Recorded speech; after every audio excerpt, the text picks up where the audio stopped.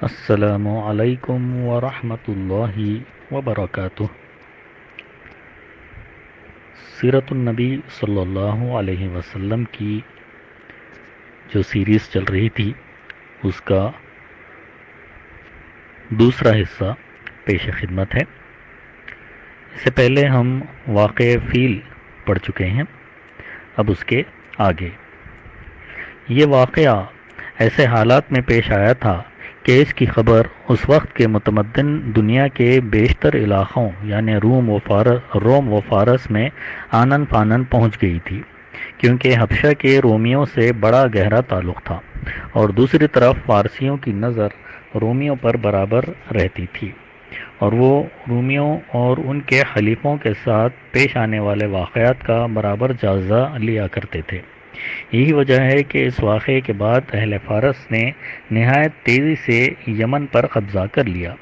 اب چونکہ یہی دو حکومتیں اس وقت متمدن دنیا کے اہم حصے کی نمائندہ تھیں، اس لیے اس واقعے کی وجہ سے دنیا کی نگاہیں خانہ کعبہ کی طرف متوجہ ہو گئیں۔ انہیں بیت اللہ کے شرف و عظمت کا ایک کھلا ہوا معجزہ دکھلائی پڑ گیا، اور یہ بات دلوں میں اچھی طرح بیٹھ گئی کہ اس گھر کو اللہ تعالیٰ نے تقدیس کے لیے منتخب کیا ہے، لہٰذا آئندہ یہاں کی آبادی سے کسی انسان کا دعوی نبوت کے ساتھ اٹھنا اس واقعے کے تقاضے کے عین مطابق ہوگا، اور اس اللہ تعالیٰ کی حکمت کی تفسیر کا ماخذ ہوگا جو عالم اسباب سے بالاتر طریقے پر اہل ایمان کے خلاف مشرکین کی مدد میں پوشیدہ تھی۔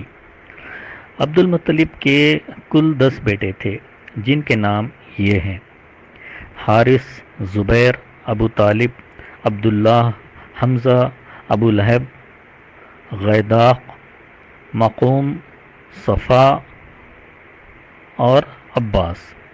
بعض نے کہا ہے کہ 11 تھے، ایک کا نام قسم تھا، اور بعض لوگوں نے کہا کہ 13 تھے، ایک کا نام عبد الکعبہ اور ایک کا نام حجل تھا، لیکن 10 کے قائلین کہتے ہیں کہ مقوم ہی کا دوسرا نام عبد الکعبہ اور غیداق کا دوسرا نام حجل تھا، اور قسم نام کا کوئی شخص عبد المطلب کی اولاد میں نہ تھا۔ عبد المطلب کی بیٹیاں 6 تھیں، نام یہ ہیں: ام الحکیم، ان کا نام بیضہ ہے، برہ، عاتقہ، صفیہ، عروہ اور امیمہ۔ عبداللہ رسول اللہ صلی اللہ علیہ وسلم کے والد محترم، ان کی والدہ کا نام فاطمہ تھا، اور وہ عمرو بن عائز بن عمران بن مخزوم بن یقظہ بن مرہ کی صاحبزادی تھیں۔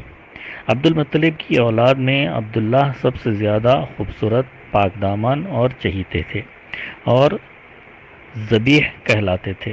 ذبیح کہلانے کی وجہ یہ تھی کہ جب عبد المطلب کے لڑکوں کی تعداد پوری 10 ہو گئی اور وہ بچاؤ کرنے کے لائق ہو گئے تو عبد المطلب نے انہیں اپنی نظر سے آگاہ کیا کہ انہوں نے نظر مانی تھی کہ جب 10 بیٹے ہو جائیں گے اور اپنے بچاؤ کے قابل ہو جائیں گے تو پھر وہ ان میں سے ایک کو قربان کر دیں گے۔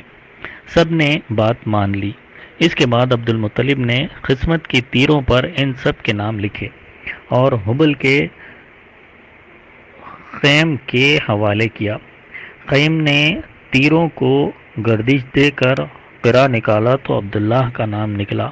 عبد المطلب نے عبداللہ کا ہاتھ پکڑا اور چھری لی اور ذبح کرنے کے لیے خانہ کعبہ کے پاس لے گئے، لیکن قریش اور خصوصاً عبداللہ کی ننیال والے یعنی بنو مخزوم اور عبداللہ کے بھائی ابو طالب آڑے آئے۔ عبد المطلب نے کہا، تب میں اپنی نظر کا کیا کروں؟ انہوں نے مشورہ دیا کہ وہ کسی خاتون عرافہ کے پاس جا کر حل دریافت کریں۔ عبد المطلب ایک عرافہ کے پاس گئے۔ اس نے کہا کہ عبداللہ اور 10 اونٹوں کے درمیان قرعہ اندازی کریں۔ اگر عبداللہ کا نام قرعہ نکلے تو مزید 10 اونٹ بڑھا دیں۔ اس طرح اونٹ بڑھاتے جائیں اور قرعہ اندازی کرتے جائیں یہاں تک کہ اللہ راضی ہو جائے۔ پھر اونٹوں کے نام قرعہ نکل آئے تو انہیں ذبح کر دیں۔ عبد المطلب نے واپس آ کر عبداللہ اور 10 اونٹوں کے درمیان خرا اندازی کی، مگر خرا عبداللہ کے نام کا نکلا۔ اس کے بعد وہ 10 اونٹ بڑھاتے گئے اور خرا اندازی کرتے گئے، مگر خرا عبداللہ کے نام ہی کا نکلتا رہا۔ جب 100 اونٹ پورے ہو گئے تو خرا اونٹوں کے نام کا نکلا۔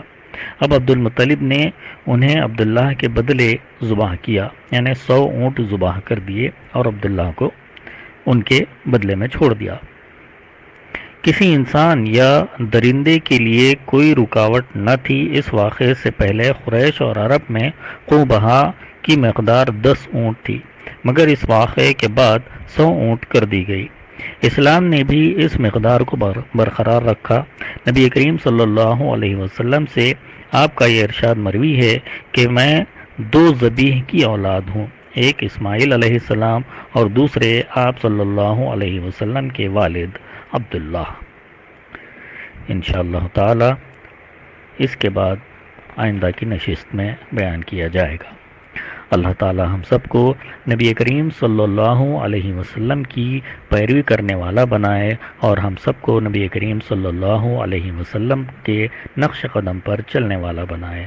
سبحانک اللہم و بحمدک نشہد ان لا الہ الا انت نستغفرک و نتوب الیک۔